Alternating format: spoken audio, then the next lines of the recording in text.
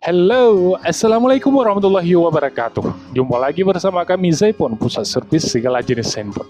Pada kesempatan kali ini saya akan membuat sebuah eksperimen tentang cara membersihkan kabel charger atau USB yang semulanya putih sekarang sudah menguning atau bahkan sedang menghitam. Oke, langsung saja. Pertama-tama yang harus teman-teman siapkan adalah tisu pembersih galon. Kalian bisa mendapatkannya di depot tempat pengisian air galon secara gratis setelah pengisian air galon. Kalian cukup menggunakan tisu pembersih galon tersebut sesuai dengan kadar karat yang merambat pada kabel charger atau USB kalian. Di sini saya akan menggunakan 3 tisu pembersih galon. Kebetulan saya dapatkan dari depot tetangga. Saya minta 1 dikasih 3. Alhamdulillah. Semoga saja cukup untuk membersihkan kabel charger MacBook yang belum pernah saya bersihkan, lebih kurang sudah 4 tahun lamanya.